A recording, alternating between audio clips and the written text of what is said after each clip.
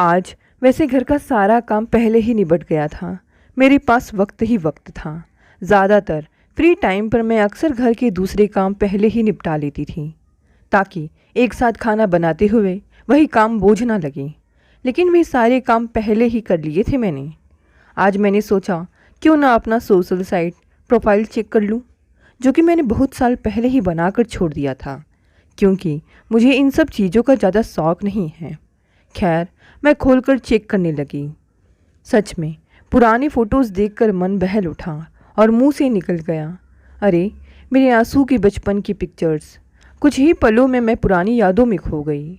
जब मेरा आंसू 3 बरस का था, तब मैंने उसके कई फ़ोटोज़ यूं ही निकाल लिए थे। कहा भी था विनय ने कि क्यों इतने गंदे चेहरे का फ़ोटो ले रही हो, ज़रा तैयार कर दो पहले। तो मैंने कहा था यही तो खुशनुमा यादें बनेंगी। अब सच में इन्हें देखकर और भी कई यादें ताज़ा हो गई।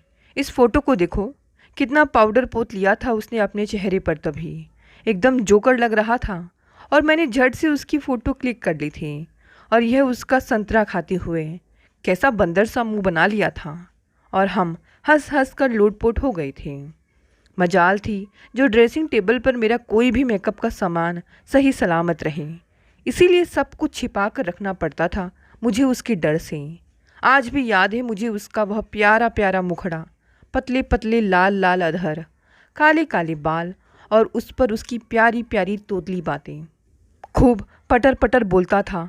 और अब देखो कितना शर्मीला हो गया है। उसके फ़ोटो पर कितने सारे कमेंट्स और लाइक आए। तभी दिखाऊंगी विनय को, और फिर देखना कैसे उनका भी चेहरा खिल उठेगा। मन हुआ क्यों न ये सारी फ़ोटोज़ दोबारा से अपलोड कर दूँ। कुछ ही देर में आंसू दनदनाता हुआ मेरे पास आकर कहने लगा कि क्यों मैंने उसकी ऐसी बकवास फ़ोटोज़ अपलोड कर दी। उसके सारे दोस्त अलेले आंसू बाबू, सोना बच्चा कहकर उसका मजाक बनाकर हंसी जा रहे हैं। उसकी बातें सुनकर मुझे भी हंसी आ गई। मैं बोली, हाँ तो क्या हो गया, हंसने देना। वैसे तो तू लग ही रहा है नन्हा सा छोटा सा बाबू। तो मेरी बात पर वह और बिदक उठा और आप भी ना माँ कहकर वह वहाँ से चला गया। वैसे तो उसका नाम अनिमेष है, पर अभी भी वह मेरे लिए छोटा सा आंसू ही है। 12 साल का हो गया है, पर अभी भी उसका बचपन गया नहीं। जब भी स्कूल से आता है मेरे गले से झूल जाता है और कहता है, माँ मैं आपको छोड़कर कहीं नहीं जाऊँगा। अच्छा सच कह रहा है तू, या मम्मी को मस्का लगा रहा है? पैसे चाहिए ना? हंसते हुए मैं कहती तो वह ठुनक उठता और कहता, जाओ मैं आपसे बात नहीं करता। कभी कभी यह सोचकर उदास हो जाती हूँ कि जब वह बाहर पढ़ने चला जाएगा तब कैसे रहूँगी मैं।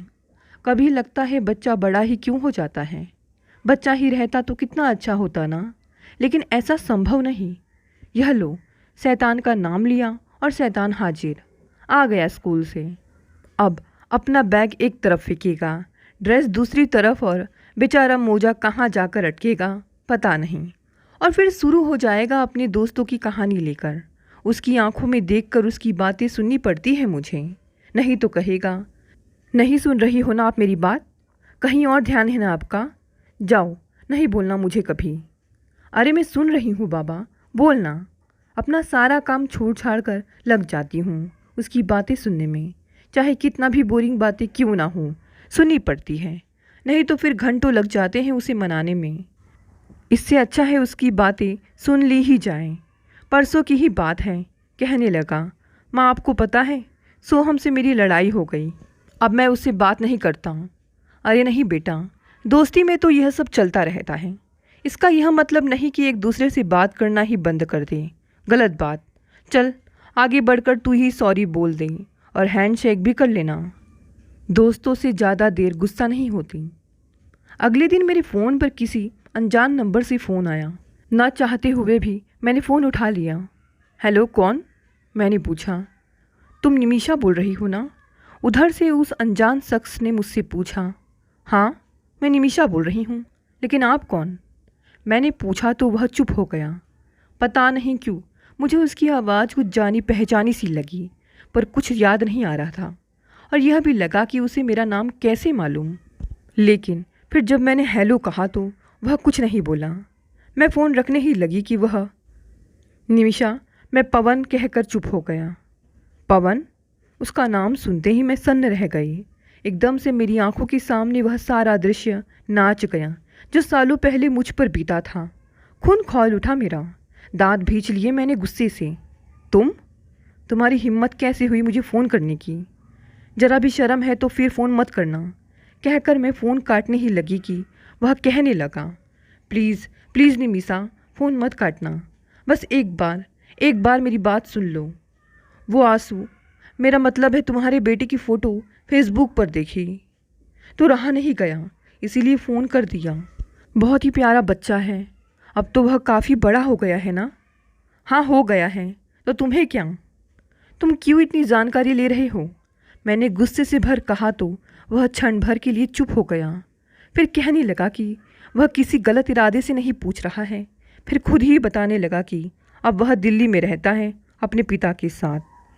मुझसे पूछा कि मैं कहाँ हूँ अभी, तो मेरे मुंह से निकल गया, यही दिल्ली में ही। कहने लगा वह मुझसे मिलना चाहता है। जब मैंने मिलने से मना कर दिया तो कहने लगा कि वह मुझे अपने बारे में कुछ बताना चाहता है, पर मुझे तुम्हारे बारे में कुछ सुनना जानना नहीं है, और वैसे भी मैं अभी कहीं बाहर हूँ। कहकर मैंने उसका जवाब सुने बिना ही फ़ोन काट दिया और वहीं सोफे पर धम से बैठ गई। पिछली बातें जलचित्र की तरह मेरी आंखों के सामने चलने लगी। उस साल मैंने उसी कॉलेज में नया नया एडमिशन लिया था जिसमें पवन था, लेकिन मुझे नहीं पता था कि वह मेरी ही सोसाइटी में रहता है। लेकिन पहले कभी मैंने उसे देखा नहीं था। उस दिन ऑटो के इंतज़ार में मैं कॉलेज के बाहर खड़ी थी कि सामने से आकर वह कहने लगा कि अगर मैं चाहूँ तो वह मुझे मेरे घर तक छोड़ सकता है। जब मैंने उसे घूरा तो कहने लगा, डरो मत, मैं तुम्हारी ही सोसाइटी में रहता हूँ। तुम प्रकाश अंकल की बेटी हो ना? फिर वह अपने बारे में बताने लगा कि वह जयपुर में अपने चाचा के घर में रहकर पढ़ाई करता था, लेकिन अब वह यहाँ आ गया है। इस तरह एक दो बार मैं उसके साथ आ गई, लेकिन मैंने कभी उसके बारे में ज़्यादा जानना नहीं चाहा। वही अपने और अपने परिवार के बारे में कुछ ना कुछ बताता रहता था। उसने ही बताया था कि उसके चाचा चाची को कोई बच्चा नहीं है, इसलिए वह उनके साथ रहता था। लेकिन उसकी चाची बड़ी खड़ूस औरत है, इसलिए अब वह हमेशा के लिए अपने माँ पापा के पास आ गया। खैर, अब हम अच्छे दोस्त बन गए थे। एक बार मैं उसके घर भी गई थी नोट्स के लिए, तब उसके परिवार से भी मिली थी। पवन के अलावा उसके घर में उसके माँ पापा और एक छोटी बहन थी जिसका नाम अंशुल था। एक ही कॉलेज में पढ़ने के कारण अक्सर हम पढ़ाई को लेकर मिलने लगे। इसी मिलने मिलाने में कब हम दोनों के बीच प्यार का अंकुर फूट पड़ा, हमें पता ही नहीं चला। अब हम रोज़ किसी न किसी बहाने मिलने लगे और इस तरह से हमारा प्यार 3 वर्षों तक निर्बाध रूप से चलता रहा। लेकिन कहते हैं ना, इश्क और मुश्क छिपाए नहीं छुपते कभी। एक दिन मेरी दीदी को हमारे प्यार की खबर लग ही गई और मजबूरन मुझे उन्हें सब कुछ बताना पड़ा। पहले तो उन्होंने मुझे कसकर डांट लगाई, कहा कि मैं कॉलेज में पढ़ने जाती हूँ या इश्क फरमाने। फिर वे पूछने लगी कि क्या हम शादी करना चाहते हैं या यूँ ही टाइम पास। नहीं दीदी, हम प्यार करते हैं और शादी भी करना चाहते हैं, मैंने कहा। दीदी बोली, पर क्या उसके माता पिता इस रिश्ते को मानेंगे? भले ही उसके माता पिता न माने, पर हम तो एक दूसरे से प्यार करते हैं ना दीदी। दीदी का हाथ अपने हाथों में लेकर बड़े विश्वास के साथ मैंने कहा था, दीदी, पवन मुझसे बहुत प्यार करता है। कहता है अगर मैं उसे ना मिली तो वह मर जाएगा, इसलिए हमने चुपके चुपके सगाई भी कर ली दीदी। सगाई की बात सुनकर दीदी चुप हो गई, लेकिन फिर इतना ही कहा कि बता तो देती हमें। लेकिन यह बात मैं उन्हें बता ही नहीं पाई कि हमारे बीच संबंध भी बन चुके हैं। जब भी पवन मेरे समीप आता, मैं खुद को उसे समर्पित करने से रोक नहीं पाती थी, क्योंकि मैं जानती थी हम एक न एक दिन एक होंगे ही, और पवन भी तो यही कहता था। अब जब भी मुझे पवन से मिलने जाना होता, दीदी साथ देती, पूछने पर बता देती माँ पापा को कि उनके ही घर पर ही हूँ। इस तरह हमारा मिलना और भी आसान हो गया। इधर कुछ दिनों से मेरी तबीयत ठीक नहीं लग रही थी। कुछ खाती पीती तो उल्टी जैसा मन करता, कमजोरी भी बहुत महसूस हो रही थी। शंका हुई कि कहीं कुछ गड़बड़ तो नहीं हो गई। मेरी शंका जायज़ थी। रिपोर्ट पॉजिटिव आई और मैं नेगेटिविटी में घिर गई। मन में अजीब अजीब तरह के विचार आने लगे। कभी लगता दीदी को बता दूँ, कभी लगता नहीं, और फिर दीदी तो माँ को वो बता ही देंगी। इतनी बड़ी बात छिपाएंगी नहीं, और माँ तो मुझे मार ही डालेंगी। लेकिन अब चारा भी क्या था। सुनते ही दीदी तिलमिला उठी, गरजते हुए बोली, शादी के पहले यह सब, और अब बता रही है तू मुझे? पर दीदी, मैं आपको बताने ही वाली थी, लेकिन प्लीज़ दीदी प्लीज़, आपको माँ पापा से हमारी शादी की बात करनी ही होगी और राजी भी करना होगा उन्हें, नहीं तो। कहकर मैं सिसक उठी। नहीं तो क्या, जान दे देगी अपनी? ठीक है, मैं देखती हूँ, कहकर वे वहाँ से चली गई। और मैं फ़िक्र में पड़ गई कि पता नहीं अब माँ पापा कैसे रिएक्ट करेंगे। मैं और पवन एक दूसरे से प्यार करते हैं और हम शादी भी करना चाहते हैं। यह सुनकर माँ पापा का हृदय अकस्मात क्रोध से भर उठा। पर जब दीदी ने समझाया उन्हें कि लड़का देखा भाला है और ये एक दूसरे से प्यार करते हैं, तो क्या हर्ज है शादी करवाने में। और सबसे बड़ी बात की, शादी के बाद उनकी बेटी उनकी आंखों के सामने ही रहेगी, तो और क्या चाहिए उन्हें। पहले तो माँ पापा ने मौन धारण कर लिया, लेकिन फिर उन्होंने हमारी शादी के लिए अपनी पूर्ण सहमति दे दी। लेकिन दीदी ने उन्हें यह नहीं बताया कि मैं माँ बनने वाली हूँ। वैसे मैंने ही मना किया था दीदी को बताने के लिए, नहीं तो माँ पापा का मुझ पर से विश्वास उठ जाता, और मैं ऐसा नहीं चाहती थी। लेकिन उधर पवन की माँ पापा अपने बेटे के लिए मुझ जैसी कोई साधारण परिवार की लड़की नहीं, बल्कि कोई ऐसे परिवार की लड़की की खोज में थे जो उनका घर धन दौलत से भर दे। और एक दिन उन्हें ऐसा परिवार भी मिल गया। उसी शहर में एक बड़े बिजनेसमैन जब अपनी इकलौती बेटी का रिश्ता लेकर उनके घर आए, तो बिना कुछ सोचे विचारे ही पवन के माता पिता ने उस रिश्ते के लिए हाँ कर दी। लेकिन पवन ने उस रिश्ते के लिए मना कर दिया, यह कह कर कि वह मुझसे प्यार करता है और शादी भी मुझसे ही करेगा। पवन की बातें सुनकर पहले तो उसके माता पिता उखड़ गए, लेकिन फिर समझाते हुए बोले कि एक शानदार जीवन जीने के लिए प्यार से ज़्यादा पैसों की ज़रूरत होती है, और उसका जो सपना है कि खुद अपना एक पेट्रोल पंप हो, वह इस शादी से पूरा हो सकता है। पैसों की चकाचौंध और उसके पूरे होते सपने उसे मुझसे बेमुख करने लगे। अब वह मुझसे कन्नी काटने लगा।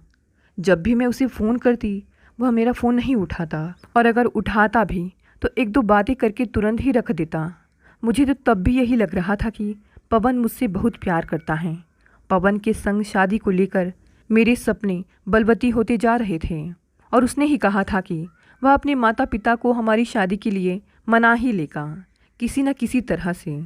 इसीलिए मैं चिंता ना करूं, वह सब तो ठीक है, पर मैं पवन को अपने आने वाले बच्चे के बारे में बताना चाह रही थी, खुशखबरी देना चाहती थी उसे, लेकिन वह तो मेरा फ़ोन ही नहीं उठा रहा था। सो एक दिन खुद ही उससे मिलने चली गई। जब मैंने उसे अपने होने वाले बच्चे के बारे में हंसते हुए बताया और कहा कि अब वह जल्द से जल्द अपने माता पिता से हमारी शादी की बात कर ले, तो वह बोला कि वह मुझसे शादी नहीं कर सकता, क्योंकि उसकी शादी कहीं और तय हो चुकी है।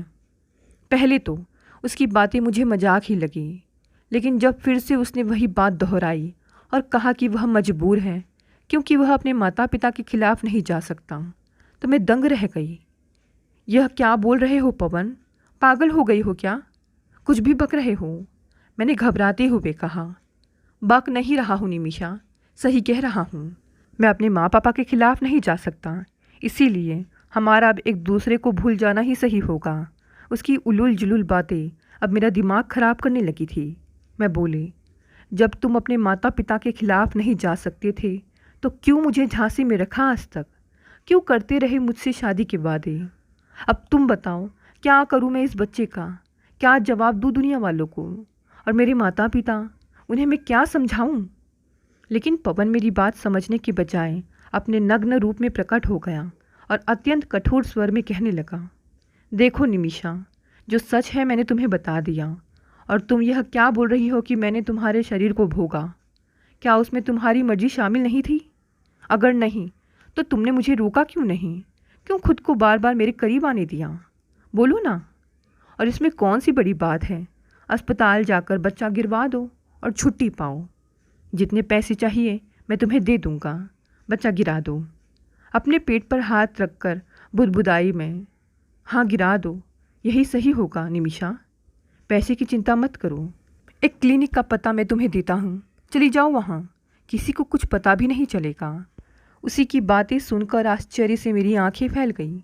लगा एक बाप अपने ही बच्चे के लिए ऐसे शब्द कैसे इस्तेमाल कर सकता है, कैसे अपने ही बच्चे को मरने की बात कह सकता है। मार दूँ इस नन्ही सी जान को जो अभी इस दुनिया में आई भी नहीं है। लेकिन इसका कसूर क्या है? पवन। अप्रत्याशित नज़रों से पवन की तरफ देखते हुए मैं बोली, पर वह कोई जवाब न देकर वहाँ से चला गया और मैं धम से वहीं ज़मीन पर बैठ गई। मेरी आंखों के सामने अंधेरा छा गया। किसी तरह लड़खड़ाते कदमों से मैं अपने घर तक पहुंची और बिस्तर पर पड़ गई। मेरी आंखों से झरझर आंसू बहे जा रहे थे। समझ नहीं आ रहा था कि अब क्या करूं, कैसे बताऊं अपने परिवार वालों की। पवन ने मुझसे शादी करने से मना कर दिया। किसी तरह हिम्मत करके मैंने दीदी को यह बात बताई कि पवन ने मुझसे शादी करने से मना कर दिया। लेकिन अब इस बच्चे का क्या करूं मैं दीदी? अगर माँ पापा जान गए कि मैं पवन के बच्चे की माँ बनने वाली हूँ तब क्या होगा दीदी? बिलखते हुए मैंने कहा। लेकिन मुझे नहीं पता था कि बाहर खड़ी माँ हमारी सारी बातें सुन रही हैं। अपना सिर पीट पीट कर रोते हुए वे कहने लगी कि ऐसी बेटी पैदा होने से पहले मर क्यों नहीं गई। अब क्या जवाब देंगी वे दुनिया वालों को जब कोई पूछेगा कि मेरे पेट में पल रहे पाप का बाप कौन है। सुनकर पापा भी घोर चिंता में डूब गए। चिंता की लकीरें उनके माथे पर स्पष्ट दिखाई दे रही थी मुझे। किसी ने रात में खाना भी नहीं खाया, सब चुप थे। मनहूसियत सी छा गई थी घर में और उसकी जिम्मेदार थी सिर्फ मैं। अब मेरा मर जाना ही सही रहेगा। क्या होगा, लोग चार बातें करेंगे फिर चुप हो जाएंगे, मगर माँ पापा को इस दुख से छुटकारा तो मिल जाएगा ना। यह सोचकर मैं घर से निकल पड़ी। अभी मैं उस पुल से छलांग लगाने ही वाली थी कि किसी ने मुझे पीछे खींच लिया। देखा तो विनय था। क्यों बचाया आपने मुझे? छोड़िए, मेरा मर जाना ही सही है, क्योंकि इसके सिवा और कोई रास्ता नहीं बचा मेरे पास। कहकर मैं झटके से भागने ही वाली थी कि उसने एक जोर का तमाचा मेरे गाल पर दे मारा और कहने लगा कि क्या मेरे मर जाने से सारी समस्या ख़त्म हो जाएगी? नहीं, लोग तब भी माँ पापा का जीना हराम कर देंगे। तो क्या करूँ मैं? बोलकर बिलख पड़ी मैं। उसने कस कर मुझे अपनी सीने से यह कहकर लगा लिया कि सब ठीक हो जाएगा। विनय मेरी दीदी का देवर, जो मन ही मन मुझे चाहता था पर कभी बता नहीं पाया। सब कुछ जानते बूझते हुए उसने न सिर्फ मुझे अपनाया बल्कि मेरे बेटे अनिमेष को भी। अनिमेष उसका अपना खून नहीं है, फिर भी विनय के प्यार और अपनेपन ने मुझे पवन के धोखे फरेब को भूलने पर मजबूर कर दिया। फ़ोन की घंटी ने मुझे वर्तमान में लाकर खड़ा कर दिया। देखा तो विनय का फ़ोन था। उसने कहा कि परसों तक वह घर आ जाएगा। ठीक है कहकर मैंने अपनी आंखें बंद कर ली और एक लंबी सांस ली। दूसरे दिन फिर पवन का फ़ोन आया और इस बार वह मिन्नतें करने लगा कि बस एक बार वह मुझसे मिलना चाहता है। इस बार मैं झूठ नहीं बोल पाई और कहीं बाहर ही मिलने को बुला लिया, क्योंकि मुझे भी उसे देखना था कि देखो, छोड़ दिया था ना तुमने मुझे मझधार में, लेकिन किसी ने आकर बचा लिया मुझे डूबने से। लेकिन मैं तो खुद ही उसे देखकर अवाक रह गई, क्योंकि पहले वाला पवन तो वह कहीं से दिख ही नहीं रहा था। अपनी उम्र से कितना अधिक दिखने लगा था वह। बाल आधे से ज़्यादा सफ़ेद हो चुके थे, आंखों पर मोटा चश्मा चढ़ चुका था और शरीर इतना जर्जर कि जैसे कुपोषण का शिकार हो गया हो। मुझे भी वह कुछ देर तक निहारता रहा, फिर पूछा, कैसी हो निमिषा? पर उसकी बातों का कोई जवाब देना मैंने ज़रूरी नहीं समझा, सो बोली, बोलो, किस कारण से मिलना चाहते थे मुझसे? पूछोगी नहीं कि मैं कैसा हूँ? वह बोला। नहीं, इसकी कोई ज़रूरत नहीं है। बड़े ही रूखे शब्दों से मैंने जवाब दिया। अच्छा लग रहा था मुझे उससे इस तरह बेरुखी से बातें करना। फिर कुछ ना बोलकर इशारों से उसने मुझे बैठने को कहा। फिर कहने लगा, मैं जानता हूँ निमिषा, तुम मेरा चेहरा भी नहीं देखना चाहती होगी, लेकिन फिर भी मेरे बुलाने पर तुम यहाँ आई, इसके लिए तहे दिल से शुक्रिया। इतना कहकर उसने मेरी तरफ देखा, लेकिन मैं अब भी दूसरी तरफ ही देख रही थी, सुन रही थी उसकी सारी बातें। जानती हो निमिषा, मैंने तुम्हारे साथ जो किया वही सब पलट कर मुझे मिला और मेरे साथ साथ मेरे परिवार को भी। बताने लगा पवन की जब उसके लिए एक पैसे वाले बाप की इकलौती बेटी तानिया का रिश्ता आया तो पहले तो उसने शादी करने से साफ इनकार कर दिया, लेकिन उसके माँ पापा ने उसे समझाया कि एक अच्छी ज़िंदगी जीने के लिए प्यार से ज़्यादा पैसों की ज़रूरत पड़ती है और तान्या से शादी करके उसके सारे सपने पूरे हो सकते हैं। यह भी कहा उन्होंने कि तान्या के पिता के बाद तो सारी संपत्ति का मालिक वही होगा। उसे भी लगा कि उसके पापा सही कह रहे हैं। पैसों की चकाचौंध में वह यह भी भूल गया कि उसने निमिषा से शादी करने व जीवन भर मेरा साथ निभाने का वादा किया था। उसे तो बस अपना सपना पूरा होते दिखने लगा था। जो हुआ भी, तान्या से उसकी शादी हो गई और निमिषा उसका बीता हुआ कल बन गई। उसे तो तब बस तान्या ही तान्या नज़र आती थी। क्षण भर चुप रहने के बाद फिर बताने लगा वह। शादी के बाद कुछ महीने तक तो सब ठीक रहा, लेकिन फिर तान्या अपने असली रूप दिखाने लगी। बिना किसी को कुछ बताए घर से निकल जाती और जब मर्जी होती आती। कुछ कहने पर पलटकर जवाब देती और कहती कि वह वही करेगी जो उसका मन होगा। सास ससुर ननंद पति सबको वह अपने पैरों की जूती समझती थी। ऐसे ऑर्डर देती जैसे वह उसके खरीदे हुए गुलाम हो। एक रोज़ किसी बात पर माँ ने उसे कुछ कह दिया तो वह उन्हें भला बुरा बोलकर उनकी बेइज्जती करने लगी, जो अंशुल को सहन नहीं हुआ। अब कोई भी बेटी अपनी माँ की बेइज्जती कितना सहन कर सकती थी, सो वह भी तू तड़ाक पर उतर आई। फिर क्या था, उसने एक जोर का थप्पड़ अंशुल के गाल पर जड़ दिया और बोली कि वह सब उसके पैसे पर पलते हैं, इसलिए उनकी कोई औकात नहीं है उसके सामने अपना मुँह खोलने की। दौलत तो बहुत आई घर में, पर सुख शांति चली गई घर की। लेकिन बात तो तब हद के बाहर जाने लगी जब एक रोज़ माँ ने उसे बताया कि तान्या नए लड़कों को घर लेकर आती है और अंशुल से उनकी आवभगत करने को कहती है।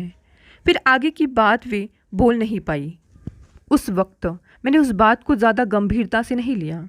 सोचा तान्या के दोस्त होंगे तो इसमें क्या है। वैसे मेरे एक दोस्त ने भी बताया था मुझे कि उसने तान्या को किसी के साथ प्राइवेट होटल के अंदर जाते देखा था और पहले भी उसने उसे एक और के साथ सिनेमा हॉल में देखा था। तब भी मैंने बात को गंभीरता से नहीं लिया। लगा था पैसे वाले घराने में शादी हुई है उसकी तो सब उससे जलते हैं। लेकिन जब मैंने खुद ही अपनी आंखों से रोज़ अपने ही बेडरूम में तान्या के साथ एक शख्स को अजीब अवस्था में देखा तो सन्न रह गया। गुस्से के मारे मेरा रक्त गर्म हो गया। यानी कि सब सही कहते हैं और तुम्हारी इतनी हिम्मत कि तुम इस आवारा को हमारे बेडरूम तक लेकर आई, कहकर मैंने उस लड़के को एक तमाचा जड़ दिया। फिर धक्का मुक्की कर उसे अपने घर से बाहर निकाल कर जैसे ही तान्या की तरफ मुड़ा, वह ज़ोर से चीखी और बोली, तुम्हारी हिम्मत कैसे हुई मेरे दोस्त पर हाथ उठाने और उसे घर से बाहर निकालने की। दोस्त, इसे दोस्ती कहती हो तुम? शर्म आती है मुझे तुम पर और तुम्हारे उस दोस्त पर। तान्या की तरफ एक घृणा भरी दृष्टि डाल मैं बोला था। अच्छा, शर्म आती है तुम्हें, लेकिन मेरे पापा से पैसे लेते वक्त, पेट्रोल पंप खुलवाते वक्त शर्म नहीं आई तुम्हें? पैसे के लिए ही तो तुमने मुझसे शादी की थी, तो फिर मौज करो ना। अरे वह तो पापा की जिद थी, इसलिए मैंने तुमसे शादी कर ली, वरना तो मेरे दीवानों की कमी नहीं थी इस शहर में। तान्या बोली थी। उसकी बातों पर पवन की बोलती बंद हो गई, क्योंकि सच यही था कि पैसे के लालच में ही उसने इस रिश्ते के लिए हामी भरी थी। अब तो तान्या और भी ढीठ हो गई। अब तो वह रात में भी दोस्तों के साथ बाहर जाकर गुलछर्रे उड़ाती और जब घर आती तो नशे में धुत होती। लेकिन अब पवन और उसके परिवार के पास चारा भी क्या था यह सब सहने की सिवा। लेकिन एक रोज़ जब पवन और उसके परिवार को यह बात पता चली कि शादी के पहले भी तान्या के कई लड़कों के साथ संबंध थे और वह एक दो बार अपना गर्भपात भी करवा चुकी है, तो उनके पैरों तले जमीन सरक गई। उन्हें लगा कितनी बड़ी गलती हो गई है उनसे। दरअसल तान्या के माँ पापा अपनी बिगड़ैल बेटी से परेशान हो चुके थे। उन्हें लगा था कि अगर उनकी बेटी की शादी हो जाए तो शायद वह सही रास्ते पर आ जाएगी, और इसी कारण उन्होंने अपनी बिगड़ैल बेटी की शादी एक मध्यवर्गीय परिवार में, जिन्हें पैसे की बहुत ज़रूरत थी, कर दी। पवन बोले जा रहा था तो हमें धोखे में रखकर ऐसी लड़की को मेरे पल्ले बांध दिया गया।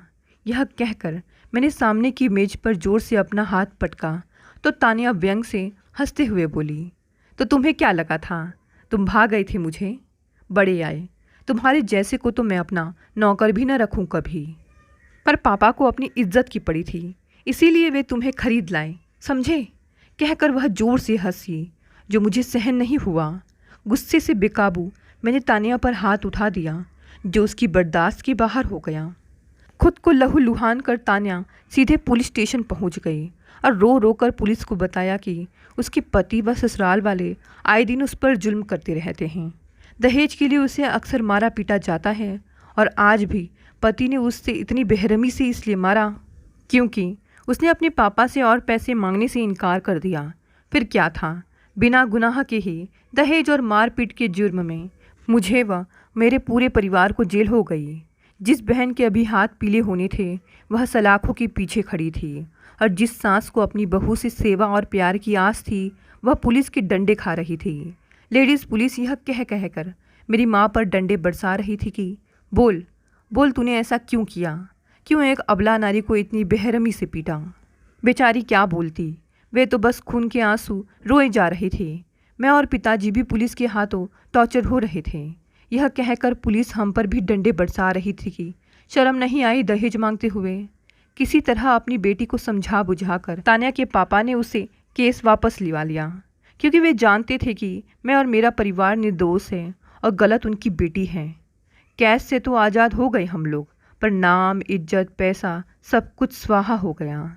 जिस घर में आंसुल की शादी तय हुई थी उस घर वालों ने शादी करने से इनकार कर दिया। यह बात वह सहन न कर सकी और एक रोज़ पंखे से झूल गई।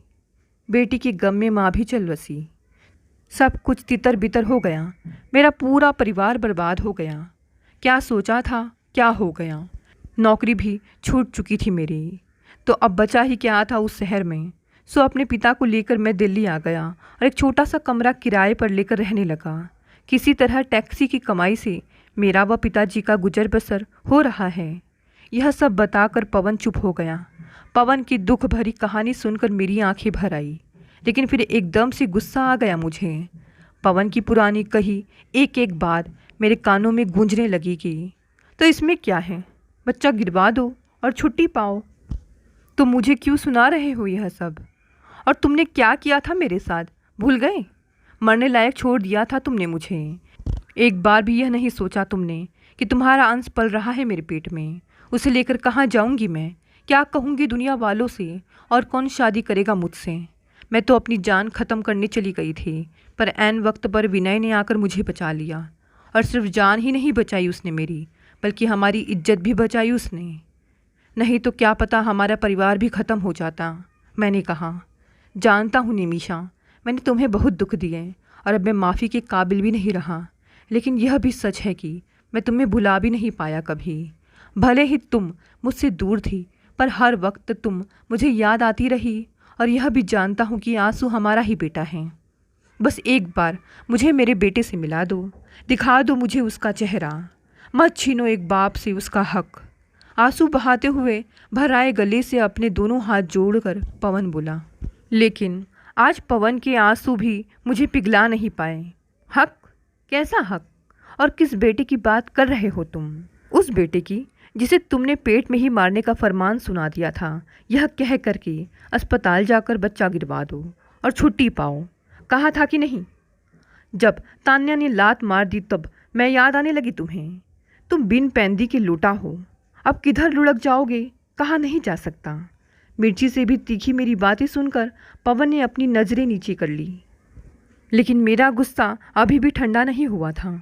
बोल पड़ी, दुनिया में जितनी भी नफ़रत है ना पवन, उनसे कहीं ज़्यादा मैं तुमसे नफ़रत करती हूँ। और एक बात गार्ड बांध लो तुम, आंसू मेरा और विनय का बेटा है, इसलिए आज के बाद ना तो तुम हमसे मिलने की कोशिश करना और ना ही कभी फ़ोन करने की सोचना भी। यह कह मैं वहाँ से चलती बनी और वह देखता ही रह गया। दोस्तों, कहानी यहीं समाप्त हो गई। कहानी पसंद आई तो इसे लाइक, शेयर, कमेंट करें।